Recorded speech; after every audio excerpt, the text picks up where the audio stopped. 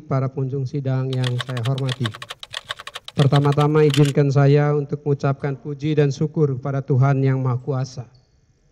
Karena hanya berkat anugerahnya saya bisa menjalani seluruh proses persidangan sampai tahap pembacaan nota pembelaan pribadi saya pada hari ini. Sebuah proses yang teramat panjang dan sangat membebani saya. Sebuah proses persidangan untuk tuduhan tindak pidana yang sama sekali tidak pernah saya duga. Suatu tuduhan yang telah menghancurkan karier dan reputasi yang sudah saya bangun. Baik itu di mata keluarga, di mata koleha-koleha yang saya hormati dan di mata masyarakat. Namun demikian sekali lagi, saya harus mengucapkan syukur kepada Tuhan Yang Maha Kuasa karena sesuai dengan fakta persidangan, setelah selesainya proses pemeriksaan perkara ini, khususnya setelah mendengarkan keterangan para saksi dan para ahli, telah terbukti secara tegas, jelas dan terang bahwa tuduhan-tuduhan yang ditujukan kepada saya dan narasi-narasi yang dibuat dalam surat dakwaan maupun surat tuntutan tidak didukung alat bukti yang sah secara lengkap.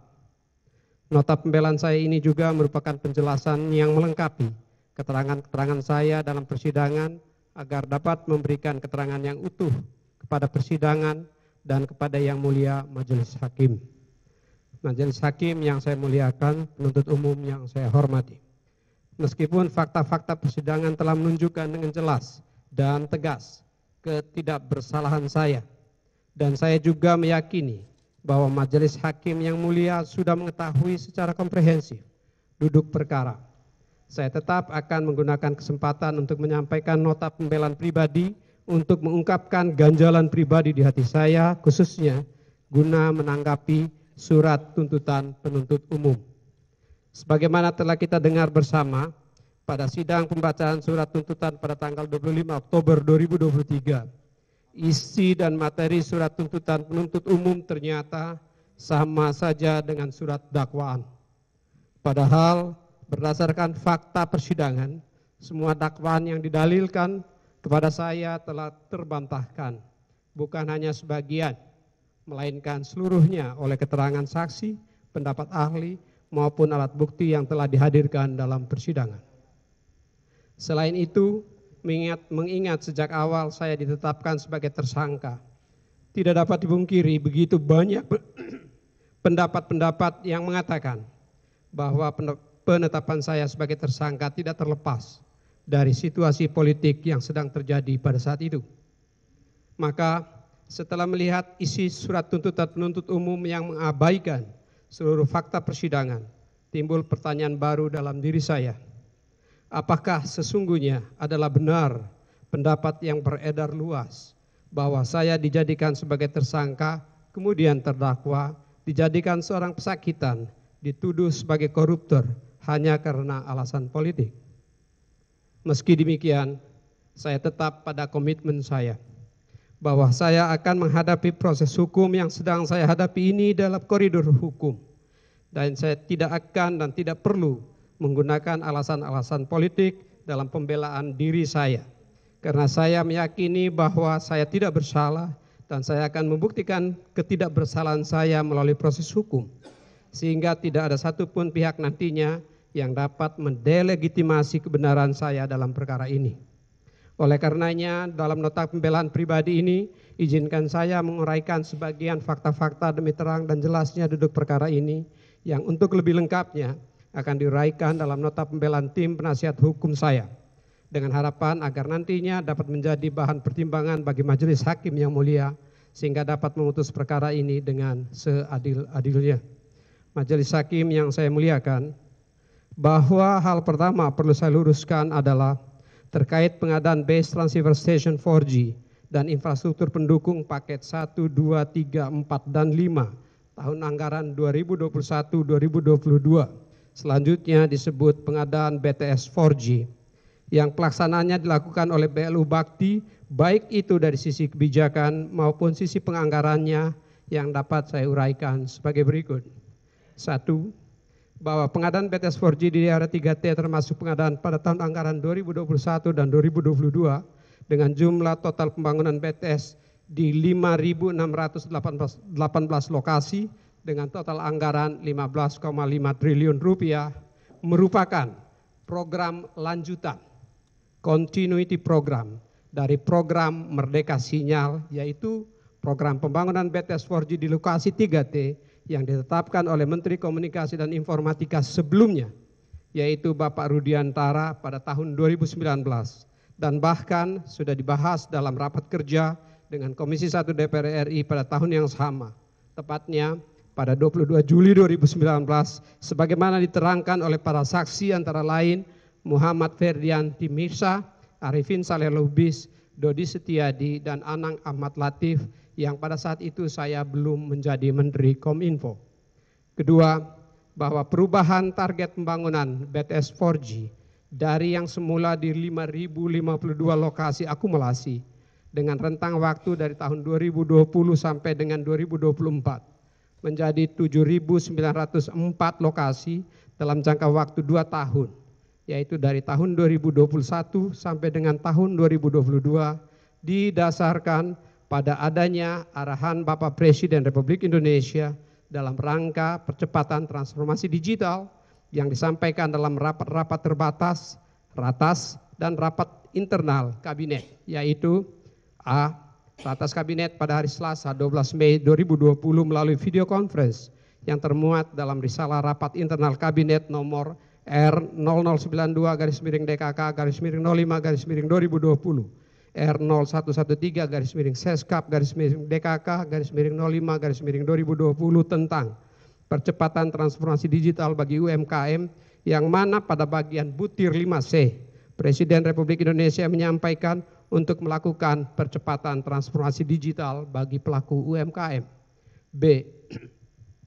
Ratas Kabinet pada hari Kamis 4 Juni 2020 yang termuat dalam risalah rapat terbatas Kabinet nomor R0108-DKK-06-2020, R0135-Seskap-DKK-06-2020 tentang peta jalan pendidikan tahun 2020-2035 yang mana terdapat dalam bagian arahan butir 7 tercatat arahan dari Presiden Republik Indonesia kepada saya selaku Menteri Komunikasi dan Informatika untuk menyampaikan satu lembar daftar kebutuhan investasi infrastruktur telekomunikasi yang berisi kekurangan infrastruktur dan anggaran yang dibutuhkan, baik yang dapat dilakukan oleh investasi, swasta maupun pemerintah.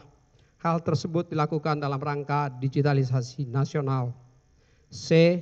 Rapat internal Kabinet pada hari Rabu 29 Juli 2020 yang termuat dalam risalah rapat internal Kabinet nomor R0179-Seskap-DKK-08-2020 tentang penajaman program kegiatan di bidang pangan, kawasan industri, dan ICT, Information and Communication Technology, yang mana di dalam rapat tersebut Presiden Republik Indonesia menjelaskan bahwa I1, berdasarkan perhitungan dari Menteri Keuangan, terdapat penambahan ruang fiskal sebesar 179 triliun rupiah karena adanya kenaikan defisit APBN tersebut. Dari angka tersebut, 38 triliun rupiah digunakan untuk pendidikan sebagaimana diamanatkan undang-undang dan 9 triliun rupiah untuk kesehatan.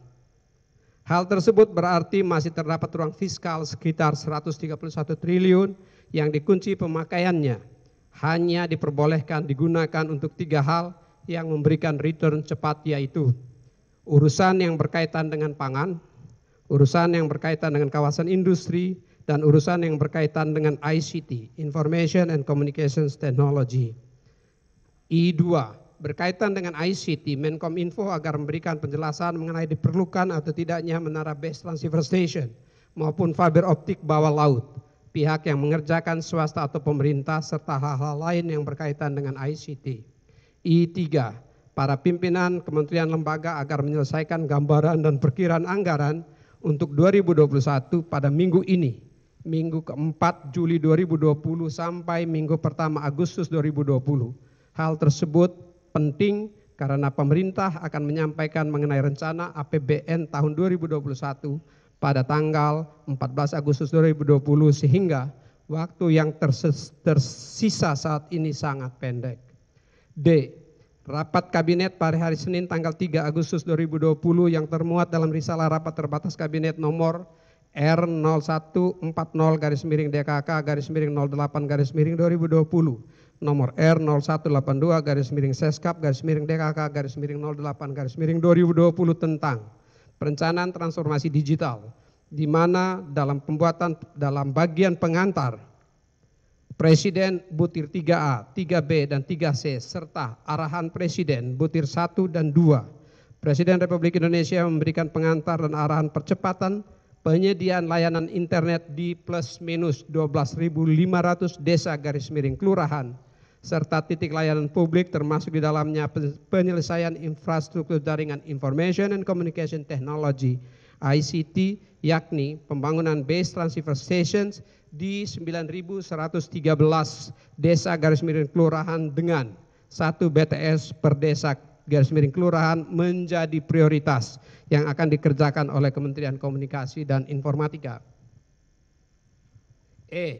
Rapat internal Kabinet pada hari Rabu 16 Juni 2021 yang termuat dalam risalah rapat internal Kabinet nomor R0130-Seskap-DKK-06-2021 tentang tindak lanjut transformasi digital, peta jalan Indonesia Digital 2021-2024, yang mana terdapat arahan dari Bapak Presiden Republik Indonesia bahwa kecepatan transformasi digital di semua sektor merupakan hal yang diharapkan pemerintah. 3. Bahwa sebelum adanya arahan dari Presiden Republik Indonesia untuk melakukan percepatan transformasi digital yang disampaikan pada Ratas Kabinet 4 Mei 2020, sebagaimana diuraikan di atas, target pembangunan BTS 4G di daerah 3T maupun jumlah anggaran diajukan oleh Kementerian Kominfo, Komunikasi dan Informatika kepada Kementerian Keuangan adalah sesuai dan mengacu pada Peraturan Presiden nomor 18 tahun 2020 tentang Rencana Pembangunan Jangka Menengah RPJMN 2020-2024 yang dibuktikan dengan surat Menkom Info nomor B235-M .com.info/PR.01.01/03/2020 perihal usulan inisiatif baru rencana kerja pagu indikatif 2021 Kominfo tertanggal 24 Februari 2020. Surat usulan pagu indikatif tahun anggaran 2021 yang mencantumkan target pembangunan BTS adalah di 5.000 lokasi akumulasi pada tahun 2020 dengan anggaran 552,9 miliar rupiah dan 5.052 lokasi akumulasi di tahun anggaran 2021 dengan anggaran 2.057 miliar rupiah. 4. Bahwa mengenai pengadaan BTS 4G tahun anggaran 2021 dan 2022 sehingga menghasilkan target jumlah lokasi sebanyak 7.904 lokasi, seluruhnya didasarkan pada usulan yang dilakukan oleh BLU Bakti yang disampaikan dalam rapat eselon 1 Kominfo pada tanggal 13 Juni 2020 disetujui secara kolektif kolegial oleh seluruh peserta rapat, seluruh pejabat eselon 1 Kominfo yang hadir, dan diminta untuk di cross check sekali lagi sebelum dilaporkan kepada Presiden Republik Indonesia sebagai bagian dari rencana percepatan transformasi digital yang diperintahkan oleh Bapak Presiden Republik Indonesia. 5. Bahwa penetapan 7.904 lokasi pengadaan BTS 4G dilakukan oleh BLU Bakti berdasarkan keputusan Direktur Utama BLU Bakti. 6.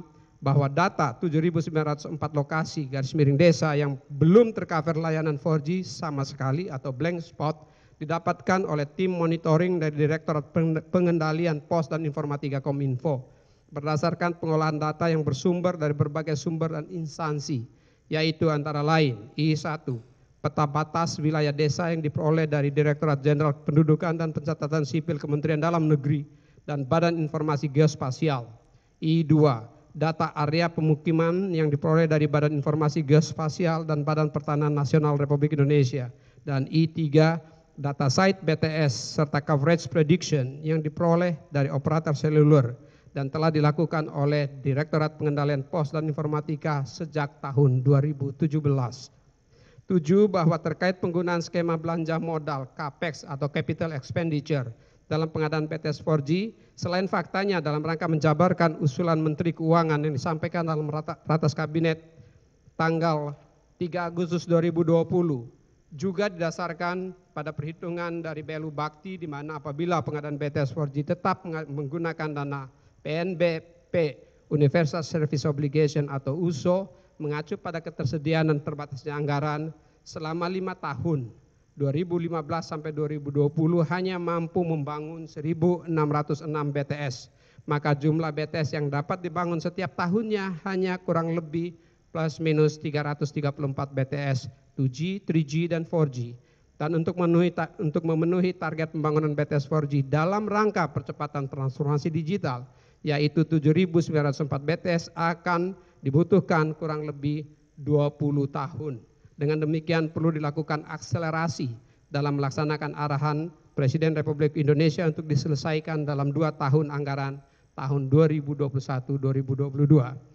8. Bahwa proses penganggaran pengadaan BTS 4G untuk tahun anggaran 2021 dan 2022 termasuk perubahan-perubahannya telah dilakukan sesuai siklus penganggaran sebagaimana diatur dalam peraturan perundang-undangan, termasuk untuk penentuannya yang didasarkan pada trilateral meeting yang tidak dihadiri menteri, kami tidak hadiri, namun dihadiri oleh eselon 1 dan pejabat terkait, yaitu oleh dan antara pihak Kominfo dan BLU Bakti, Badan Perencanaan Pembangunan Nasional, dan Kementerian Keuangan Republik Indonesia. Yang selanjutnya dilakukan secara berjenjang dan sesuai pembahasan siklus RAPBN sebagaimana diatur di dalam Undang-Undang MD 3 dan tata tertib Undang-Undang MD 3, baik rapat kerja dengan Komisi 1 DPR RI yang kami hadir maupun rapat-rapat di Badan Anggaran DPR RI yang dihadiri hanya oleh Menteri Keuangan tanpa kehadiran kami, sampai pada pengesahan RAPBN tahun anggaran 2021 menjadi Undang-Undang APBN tahun 2021 pada rapat paripurna DPR RI tanggal 29 September 2020 yang dihadiri oleh Menteri Keuangan. 9. Bahwa pembangunan BTS 4G di 4.200 desa 3T pada tahun 2021 telah ditetapkan oleh Presiden Republik Indonesia dalam Peraturan Presiden Nomor 86 tahun 2020 tanggal 8 September 2020 tentang Rencana Kerja Pemerintah tahun 2021 dalam matriks SK nomor 01771337C. Tercantum program prioritas pembangunan infrastruktur pita lebar berupa akses seluler BTS 4G di 4.200 desa garis miring kelurahan oleh Kementerian Komunikasi dan Informatika, serta telah dibahas dan disetujui oleh DPR RI dan termasuk dalam salah satu pengeluaran pemerintah sebagaimana dimaksud dalam Undang-Undang tentang Anggaran Pendapatan dan Belanja Negara untuk tahun anggaran 2021 dan 2022 sebagaimana dimaksud dalam Undang-Undang Nomor 9 tahun 2020 dan Undang-Undang Nomor 6 tahun 2021. Berdasarkan uraian di atas, maka adalah jelas, tegas, dan tidak terbantahkan bahwa pertama, pengadaan BTS 4G dengan target 7.904 lokasi bukanlah inisiatif apalagi hanya didasarkan pada ambisi pribadi saya sebagaimana dinarasikan oleh penuntut umum, melainkan karena adanya arahan dari Bapak Presiden Republik Indonesia dalam rangka percepatan transformasi digital sebagai program pemerintah Indonesia yang merupakan perintah jabatan. Pembangunan 7.904 BTS 4G, saya ulangi. 2. Tidak benar dan tidak beralasan dakwaan penuntut umum yang mengatakan bahwa saya telah melakukan suatu perbuatan yang melawan hukum karena dianggap menyetujui 7.904 lokasi yang menjadi target pengadaan BTS 4G oleh BLU Bakti. Karena selain faktanya penetapan lokasi dilakukan sendiri oleh BLU Bakti berdasarkan informasi yang diperoleh dari Direktorat Pengendalian Pos dan Informatika Kominfo. Perolehan data tersebut dilakukan berdasarkan berbagai sumber data yang dapat dipertanggungjawabkan dengan menggunakan kaidah pengolahan data yang sudah diterapkan oleh Kominfo sejak tahun 2017. Bahwa penetapan desa garis miring kelurahan yang akan dibangun BTS 4G dilakukan oleh Dirut BLU Bakti sesuai dengan pendelegasian kewenangan yang diatur dalam Keputusan Menteri Komunikasi dan Informatika nomor 787 tahun 2019 tentang pendelegasian kewenangan penetapan wilayah pelayanan universal telekomunikasi dan informatika pada Direktur Utama Badan Aksesibilitas Telekomunikasi dan Informasi. Kepmen Kominfo nomor 787 tahun 2019 tersebut diterbitkan oleh Menteri Kominfo Bapak Rudiantara sebelum saya menjadi Menteri Kominfo. 3. Tidak benar dan tidak berdasar dakwaan penuntut umum yang menarasikan bahwa seolah-olah ada peran dari Galumbang Menak Simanjutak dalam perencanaan pengadaan BTS 4G.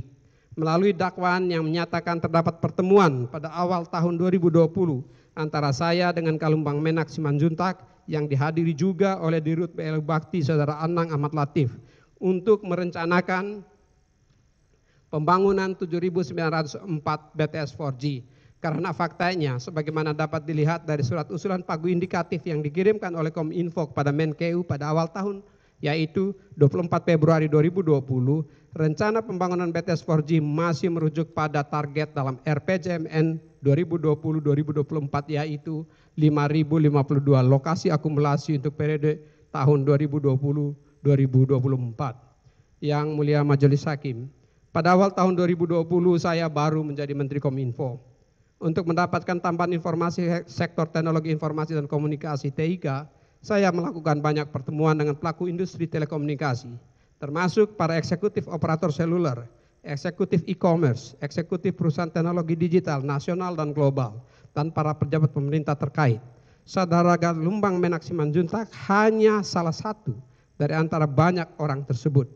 Dalam pertemuan dengan saudara Kalumbang Menak Simanjuntak tersebut, saya justru berbeda pendapat dengannya, di mana menurut saya pembangunan BTS harus menjadi kewajiban operator seluler yang telah mendapat lisensi spektrum frekuensi dari pemerintah, dalam hal ini Kominfo. Walaupun pemerintah melalui BLU Bakti ikut membangun BTS di wilayah 3T.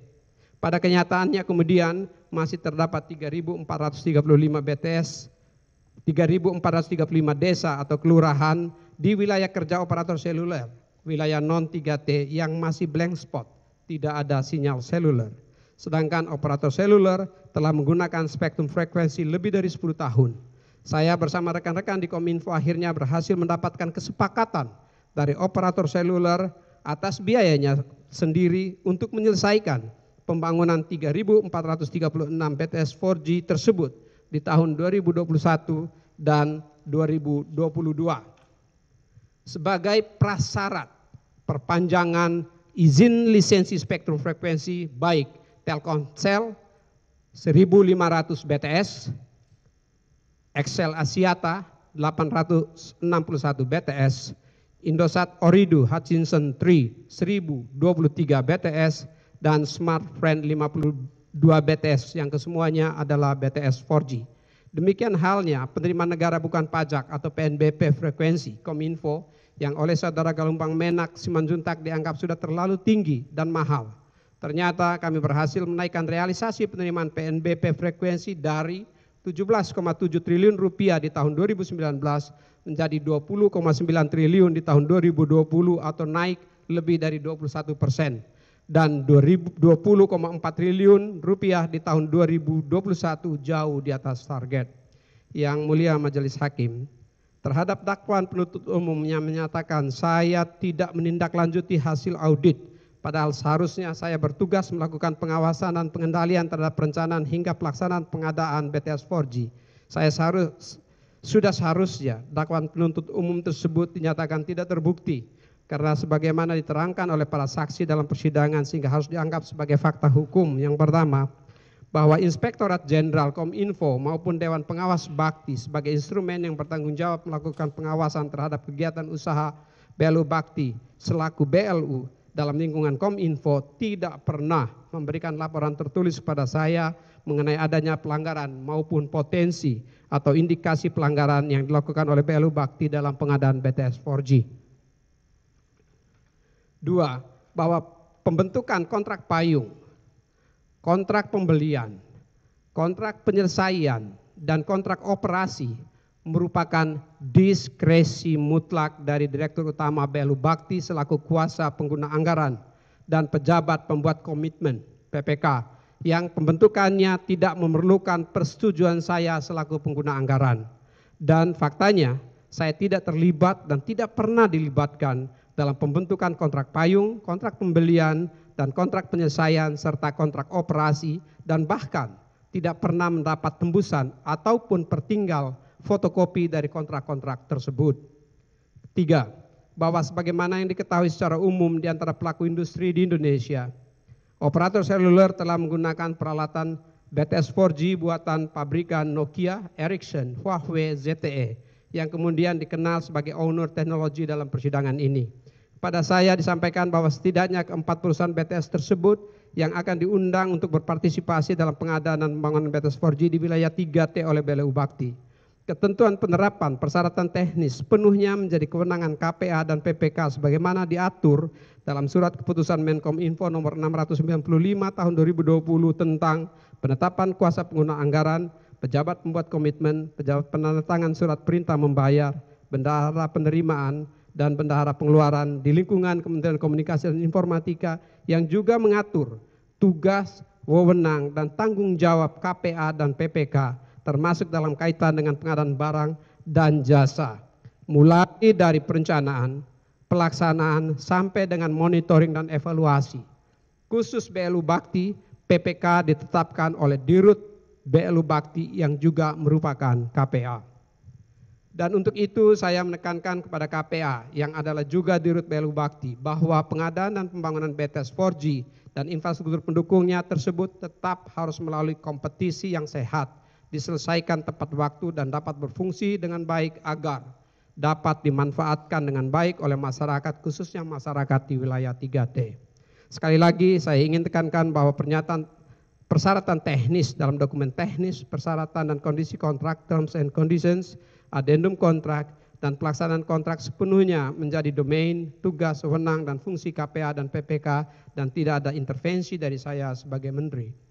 Keempat, bahwa instrumen peraturan Menteri Keuangan nomor 184/PMK.05/2021 tentang pelaksanaan anggaran dalam rangka penyelesaian pada masa pandemi coronavirus disease 2019 yang tidak terselesaikan sampai dengan akhir tahun anggaran 2021 dan akan dilanjutkan pada tahun anggaran 2022 ditujukan kepada KPA, PPK, dan KPPN, bukan kepada pengguna anggaran. Dan keputusan untuk menggunakan PMK 184 tahun 2021 tersebut didasarkan pada pembahasan antara Anang Ahmad Latif selaku KPA dengan Elvano Hatorongan selaku PPK. Karena memang penggunaannya tidak memerlukan persetujuan menteri selaku pengguna anggaran. Instrumen PMK seperti ini bukan hal baru, namun pada tahun sebelumnya yaitu tahun anggaran 2020 juga sudah terbit yang isinya sama, yaitu Peraturan Menteri Keuangan nomor 217/PMK.05/2020. Kelima, bahwa saya tidak pernah ikut dalam rapat-rapat showcase meeting yang membahas mengenai deviasi-deviasi yang terjadi dalam pelaksanaan pekerjaan pengadaan BTS 4G. Adapun dalam rapat-rapat dengan PMO tentang presentasi kemajuan fisik pekerjaan yang saya hadir atas undangan BLU Bakti yaitu I1, rapat 1 Oktober 2021 di Hotel Fairmont Jakarta. I2, rapat tanggal 29 Oktober 2020 di Hotel W Seminyak Bali. Dan I3, rapat tanggal 25 November 2021 di Hotel Sofitel Nusa Dua Bali. Dan I4, rapat tanggal 18 Maret 2022 di Hotel Apurva Kempinski Bali. Yang selalu dipaparkan baik itu oleh PMO Bakti maupun konsorsium hanyalah progres kemajuan fisik proyek yang sebagaimana diterangkan oleh antara lain saksi Gandhi Situmorang dan bersesuaian dengan keterangan Elvano Hatorongan, Bambang Nugroho, dan Erwin Kurniawan yaitu berada di atas 80% per 31 Desember 2021. Hal ini sesuai dengan proyeksi kemajuan fisik pekerjaan yang disampaikan pada rapat PMO yang dilaksanakan di Hotel Fairmont pada tanggal 1 Oktober 2021 yang saya juga hadir sebagai undangan.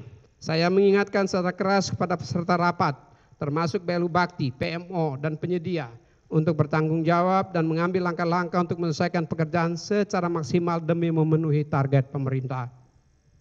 Pada rapat PMO di Hotel Apurva Kempinski Bali pada tanggal 18 Maret 2022 yang melaporkan bahwa kemajuan pekerjaan hanya sebesar 85% atau dalam 90 hari hanya terjadi kenaikan 5% pekerjaan. Saya sangat marah dan meminta kepada KPA dan penyedia untuk bertanggung jawab dan menyelesaikannya dengan administrasi dan dokumentasi yang benar sebagaimana yang disyaratkan dalam PMK 184 tahun 2021 tersebut dan syarat-syarat kontrak agar tidak merugikan keuangan negara. Tindak lanjut atas pelaksanaan kontrak dan PMK 184 tahun 2021 tersebut dilakukan oleh KPA bersama PPK BLU Bakti. Adapun terhadap dakwaan dan tuntutan penuntut umum yang menyalahkan saya karena tidak memerintahkan Anang Ahmad Latif melakukan pemutusan kontrak para konsorsium. sudah seharusnya ditolak oleh Yang Mulia Majelis Hakim. Bukankah penuntut umum mengetahui bahwa tidak mungkin dan tidak diperbolehkan bagi saya selaku Menteri sekaligus pengguna anggaran yang sudah melimpahkan dan mendelegasikan kewenangannya kepada kuasa pengguna anggaran yang dalam hal ini adalah kepada Direktur Utama Bakti, Saudara Anang Ahmad Latif, untuk melakukan tindakan atau perintah yang sifatnya intervensi terhadap pelaksanaan pengadaan barang dan jasa? Bukankah justru apabila saya memerintahkan pemutusan kontrak, maka tindakan saya tersebut akan dikategorikan sebagai suatu tindakan intervensi yang sifatnya melawan hukum? Namun saya mengingatkan dengan keras para pihak yang berkontrak agar bertanggung jawab dan tidak merugikan keuangan negara. Bahwa selain karena posisi saya sebagai pengguna anggaran yang tidak diperbolehkan mengintervensi pelaksanaan pengadaan, faktanya sebagaimana telah diterangkan oleh para saksi dalam persidangan, saya tidak pernah mendapatkan laporan tertulis, baik nota dinas maupun surat, khususnya dari Dewan Pengawas Bakti maupun dari Anang Ahmad Latif selaku KPA dan Dirut BLU Bakti, mengenai adanya kondisi yang mengharuskan dilakukannya pemutusan kontrak. Sebagaimana telah saya sampaikan di atas, dalam setiap rapat di mana saya diundang hadir, laporan yang diberikan kepada saya adalah bahwa pelaksanaan pengadaan mencapai lebih dari 80% per 31 Desember 2021 dan sehubungan dengan fasilitas PMK 184 tahun 2021, Dirut BLU Bakti mengatakan bahwa pengadaan akan dapat diselesaikan tepat pada waktunya yang mengacu pada komitmen penyedia sesuai surat pernyataan kesanggupan dari konsorsium penyedia BTS 4G untuk menyelesaikan sisa pekerjaan sesuai amanat PMK 184 tahun 2021 tersebut. Bahwa saya melaksanakan program pemerintah sebagaimana arahan Bapak Presiden dalam rapat-rapat kabinet, Peraturan Presiden nomor 86 tahun 2020 dan Undang-Undang APBN tahun anggaran 2021 dan tahun anggaran 2021.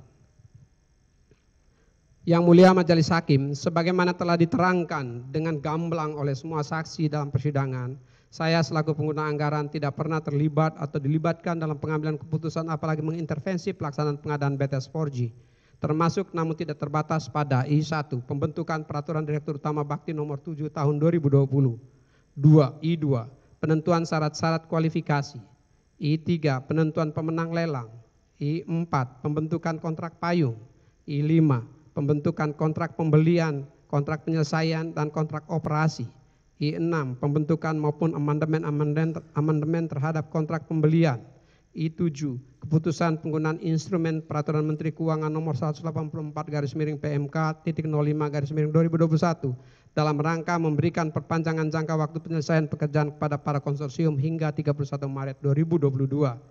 I8, penetapan besaran denda keterlambatan maupun I9, penetapan persyaratan-persyaratan komersial lainnya dalam kontrak yang dipermasalahkan oleh penuntut umum dalam surat tuntutannya. Tidak adanya pelanggaran maupun keterlibatan saya selaku Menteri sekaligus pengguna anggaran dalam proses perencanaan pengadaan dan pelaksanaan pengadaan sebagaimana laporan hasil audit penghitungan kerugian keuangan negara yang telah dilakukan oleh BPKP untuk perkara ini. Saya kutip pernyataan dan jawaban Saudara Dedi Nurmawan Susilo, STRAK, dalam persidangan sebagai ahli jaksa penuntut umum dan sekaligus ketua tim audit BPKP dalam perkara ini.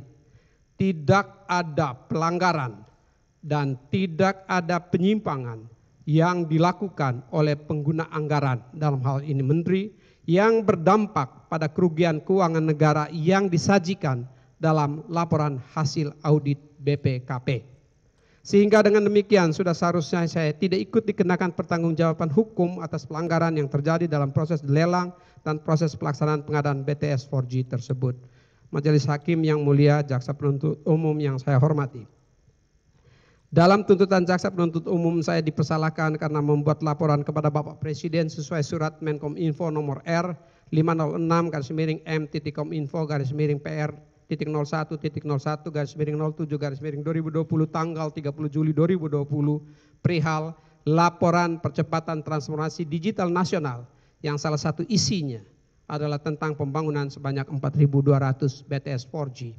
Dapat saya jelaskan bahwa surat tersebut adalah tindak lanjut dari arahan Bapak Presiden dalam ratas kabinet Sedangkan jumlah 4.200 BTS 4G dan besarnya anggaran yang dibutuhkan telah disiapkan dan dihitung oleh Dirut Belu Bakti sesuai dengan kesaksian Saudara Anang Ahmad Latif dalam persidangan.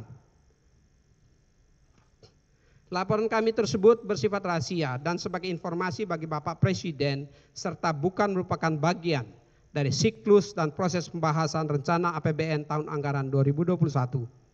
Mengenai rencana bisnis dan anggaran RBA Belu Bakti, dapat saya jelaskan bahwa sesuai dengan ketentuan RBA tersebut harus ditandatangani oleh Menteri bersama-sama dengan Dewas dan Direksi Belu Bakti sebagai prasyarat pelaksanaan program.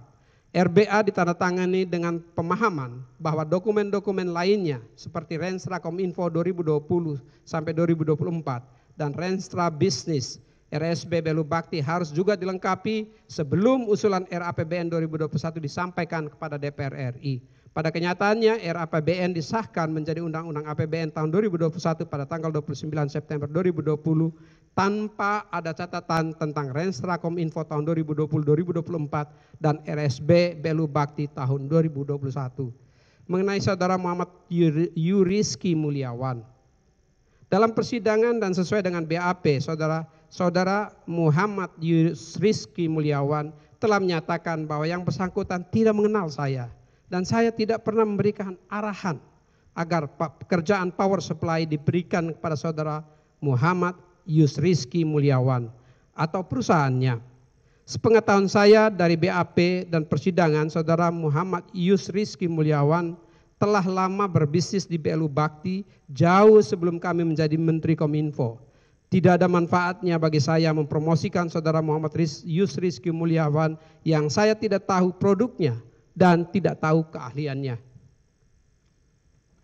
Majelis Hakim yang mulia, Jaksa Penuntut Umum yang terhormat, pada saat dibacakannya tuntutan oleh penuntut umum yang mengatakan bahwa saya diperkaya sebesar 17.848.308.000 rupiah, saya benar-benar merasa terzolimi. Sekali lagi terzolimi dan diperlakukan dengan semena-mena dan sangat tidak adil oleh penuntut umum. Hal ini tidak terlepas dari fakta bahwa semua tuduhan tersebut didasarkan pada keterangan saksi-saksi yang sedang mencari selamat, yaitu orang-orang yang sudah mengakui telah menerima dana tersebut. Agar mereka sendiri tidak dijadikan tersangka, maka tidak segan-segan dalam persidangan memberikan keterangan atau lebih tepatnya fitnah kepada saya dengan melemparkan semua kesalahan kepada saya dan menjadikan saya keranjang sampah kesalahan. Saya tidak mengetahui dari mana sumber dana tersebut. Adapun fakta yang sesungguhnya terkait tuduhan penerimaan sebesar 17.848.308.000 rupiah sebagaimana keterangan saya dalam persidangan dan juga berdasarkan bukti-bukti yang telah dihadirkan dalam persidangan. Yang pertama, saya tidak pernah minta dan tidak pernah memerintahkan Saudara Anang Ahmad Latif untuk menyiapkan dana operasional sebesar 500 juta per bulan, 500 juta rupiah per bulan dari sumber yang tidak resmi. Saat itu atas permintaan Saudari Happy Endah Palupi dan Saudara Dedi Permadi, kami sampaikan pada Dirut Belu Bakti untuk cek apakah Belu Bakti dapat membiayai tambahan honor atau insentif yang diminta oleh Saudari Happy Endah Palupi dan Saudara Dedi Permadi yang bersumber dari pembiayaan yang sesuai aturan yang ada di Belu Bakti. Jika dapat dilakukan, maka jumlah dan besarnya tambahan honor dan insentif tersebut agar Dirut Belu Bakti bicarakan dengan Saudara Happy Endah Palupi. Pelaksanaan selanjutnya adalah di antara mereka dan saya lebih fokus pada kebijakan dan program-program Kementerian Kominfo yang saat itu sangat padat. 2, bahwa kami melakukan perjalanan dinas luar negeri antara lain A. ke Barcelona, Spanyol dalam rangka mengikuti pertemuan dengan Global System for Mobile Communication Association atau GSMA dan melakukan pertemuan bilateral dengan beberapa pejabat negara sahabat yang hadir. B. ke Prancis untuk pertemuan dengan eksekutif Thales Alenia Space terkait kemajuan pabrikasi satelit Satria 1, salah satu satelit HTS atau High Throughput Satellite terbesar di Asia dengan kapasitas 150 Gbps. Satelit Satria 1 telah diluncurkan ke orbit 146 derajat bujur timur pada bulan Juni 2023 dan siap memberikan layanan telekomunikasi pada awal tahun 2024 untuk kepentingan pemerintah. Dilanjutkan ke Paris bertemu dengan Menteri Perdagangan Luar Negeri Prancis dan BPI France atau Lembaga Pembiayaan Prancis.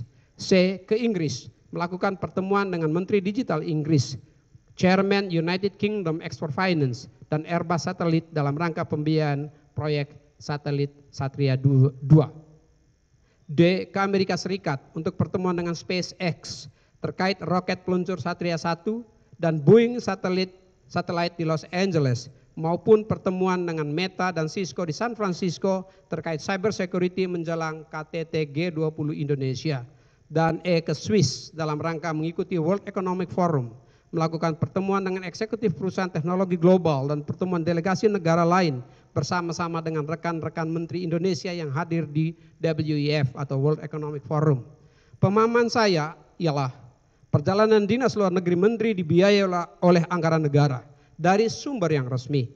Saya tidak mengetahui bahwa terdapat kekurangan biaya hotel pada kunjungan-kunjungan tersebut, dan apalagi dibiayai oleh pihak ketiga yang tidak semestinya. Kekurangan biaya hotel yang keseluruhannya sebesar Rp1.478.308.000 tidak pernah dibicarakan dengan saya sebelum, selama, maupun setelah perjalanan dinas tersebut. Saya tidak pernah minta, tidak pernah diinformasikan, dan tidak pernah tahu kekurangan biaya hotel tersebut. Jika terdapat kekurangan anggaran, maka para staf dan peserta kunjungan tidak harus menginap di hotel yang sama dengan menteri atau disesuaikan dengan tersedianya anggaran. Saya pernah minta untuk tinggal di hotel tertentu di Los Angeles, namun faktanya kami tidak tinggal di hotel tersebut, tetapi di hotel lainnya. Perjalanan dinas luar negeri saya diatur dan dikoordinasikan langsung oleh Kesekjenan Kominfo melalui Tata Usaha Menteri Saudari Happy Endapalupi, dan saya hanya fokus pada agenda-agenda pertemuan dalam perjalanan dinas luar negeri dimaksud. Ketiga, bahwa saya merupakan member di beberapa lapangan golf yang dimaksud oleh penuntut umum, termasuk lapangan golf Pondok Indah, dan kami biasanya main di lapangan yang saya adalah member dengan biaya 200 sampai 300 ribu rupiah per sekali main. Bahkan pemain lainnya yang satu flight mendapat fasilitas potongan harga dari member saya tersebut. Saya biasanya membayar sendiri saat check-in atau ditagihkan sebulan sekali.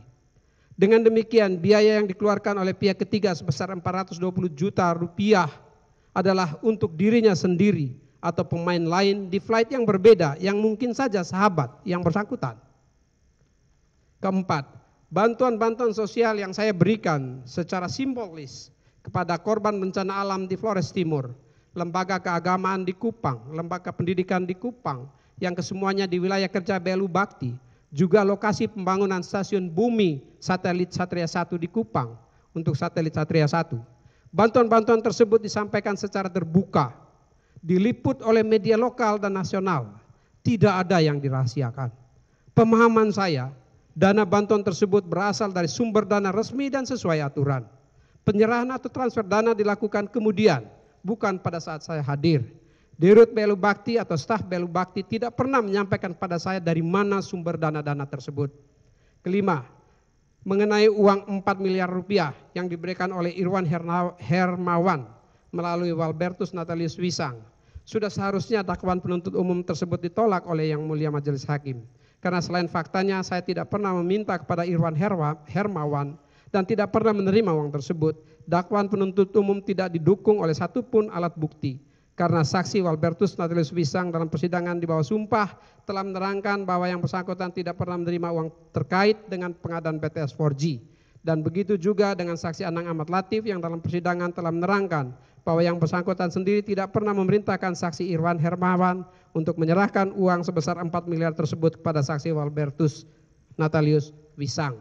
Bahwa saya juga menolak dan sudah seharusnya dibebaskan dari tuduhan penuntut umum yang menyatakan saya telah ikut serta memperkaya Anang Latif, Johan Suryanto, Irwan Hermawan, Windy Purnama, Muhammad Yus Rizky Mulyawan, Konsorsium Faber Home, PT Telkom Infra, PT Multitrans Data, Konsorsium Lintas Arta, Huawei, SEI, dan Konsorsium IBS ZTE.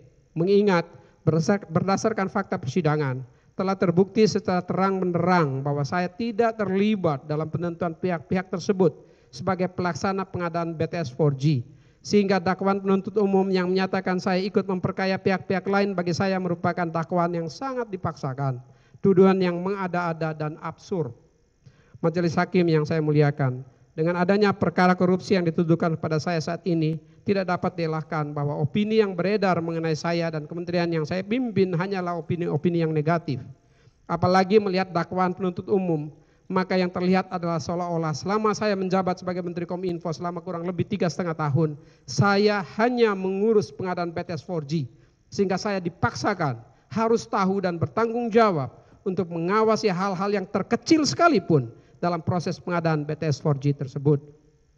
Oleh karenanya dalam kesempatan ini perkenankan saya juga untuk menjelaskan sedikit mengenai hal-hal yang harus dilakukan dan telah berhasil dicapai oleh Kementerian Komunikasi dan Informatika pada periode kepemimpinan saya, yaitu sejak saya dilantik sebagai Menteri Komunikasi dan Informatika Kabinet Indonesia Maju pada tanggal 23 Oktober 2019 antara lain. Yang pertama, peningkatan realisasi penerimaan negara bukan pajak frekuensi dari yang sebelumnya hanya 17,7 triliun rupiah pada tahun 2019 menjadi 20,9 triliun pada tahun 2020 dan 20,4 triliun pada tahun 2021. Kedua, melakukan digitalisasi televisi atau dikenal dengan analog switch off ASO yang sebelumnya sudah terhambat dan terlambat pelaksananya selama puluhan tahun. Sama dengan pengadaan BTS 4G di daerah 3T, kebijakan digitalisasi televisi merupakan salah satu agenda besar pembangunan nasional dan bagian dari percepatan digitalisasi nasional yang dicanangkan oleh Bapak Presiden Joko Widodo yang perlu dilaksanakan karena beberapa alasan antara lain. Mengejar ketertinggalan Indonesia dari sisi perkembangan digitalisasi penyiaran global sebelum akhirnya mampu melakukan digitalisasi televisi pada tahun 2021, Indonesia jauh tertinggal dalam proses digitalisasi televisi sistem terestrial. Negara-negara anggota International Telecommunication Union (ITU) sejak World Radio Conference WRC di tahun 2007 telah menyepakati penataan pita spektrum frekuensi radio untuk layanan televisi terestrial. Sejak itu negara-negara di kawasan Eropa, Afrika, Asia Tengah dan Timur Tengah membuat keputusan bersama untuk menuntaskan analog switch off di tahun 2015. Bahkan beberapa negara di Eropa sudah selesai dengan proses digitalisasi televisi lebih dari 1 dekade lalu. Sedangkan negara-negara di Asia seperti Jepang telah menyelesaikan proses digitalisasinya di tahun 2011 dan Korea Selatan di tahun 2012. Thailand dan Vietnam pun sudah memulai penyelesaian ASO secara bertahap di tahun 2020 ini. Malaysia dan Singapura sudah selesai dengan ASO secara nasional di tahun 2019. Memberikan kualitas penyiaran yang lebih baik bagi kepentingan publik, proses digitalisasi televisi harus ditempuh dan dilaksanakan demi menghasilkan kualitas penyiaran yang lebih efisien dan optimal untuk kepentingan seluruh masyarakat Indonesia yang selama ini dirugikan akibat kualitas layanan tidak sesuai dengan perangkat teknologi mutakhir. Ketiga, pembangunan pusat data nasional pemerintah yang dijadwalkan mulai dapat digunakan pada kuartal ketiga tahun 2024 untuk mendukung pemerintahan berbasis elektronik dan kebijakan Satu Data Indonesia. Keempat, telah beroperasinya Balai Besar Pengujian Perangkat Telekomunikasi (BBPPT), suatu fasilitas pengujian perangkat telekomunikasi terbesar di Asia Tenggara yang dilengkapi dengan peralatan canggih dan modern. Pembentukan Undang-Undang Nomor 27 Tahun 2020 tentang Perlindungan Data Pribadi dengan melakukan koharmonisasi terhadap 32 regulasi data pribadi yang sebelumnya tersebar dan diatur oleh berbagai instansi kementerian. Pentingnya undang-undang tersebut antara lain menghindari ancaman kejahatan dunia maya termasuk kejahatan berbasis gender online, mencegah penyalahgunaan data pribadi oleh pihak yang tidak bertanggung jawab, menghindari potensi pencemaran nama baik, menjamin perlindungan dan pelaksanaan hak kendali atas data pribadi sebagaimana diatur dalam Deklarasi Universal tentang Hak Asasi Manusia 1948 dan Konvensi Internasional tentang Hak Sipil dan Politik. Keenam, pada pertengahan tahun 2021 untuk pertama kalinya Indonesia memasuki era telekomunikasi super cepat 5G dengan diterbitkan izin operasi seluler 5G kepada Telkomsel, Indosat Ooredoo dan XL Axiata. Kemudian pada tahun 2023 Smartfren juga telah mendapat izin operasi seluler 5G. Saya berharap layanan seluler 5G akan terus berkembang dan memberikan manfaat yang lebih besar bagi masyarakat dan dunia usaha atau sektor bisnis. 7. Melakukan pembersihan atau take down situs-situs yang melanggar hukum khususnya Undang-Undang tentang Informasi dan Transaksi Elektronik dan memuat konten negatif antara lain pornografi dan judi serta situs-situs yang mengandung radikalisme dan terorisme, ujaran kebencian, fitnah, provokasi, sara, hingga penghinaan simbol negara dalam rangka menciptakan ruang digital yang sehat di Indonesia termasuk dalam menyongsong atau menjelang pemilu. Penyampaian di atas hanya ingin menyampaikan bahwa kinerja Kementerian Kominfo yang saya pimpin tidaklah seburuk atau senegatif seperti yang selama ini digambarkan dalam sejumlah opini. Sebagai pimpinan di Kominfo, saya selalu berusaha untuk memberikan layanan terbaik bagi masyarakat melalui berbagai program kerja yang maksimal.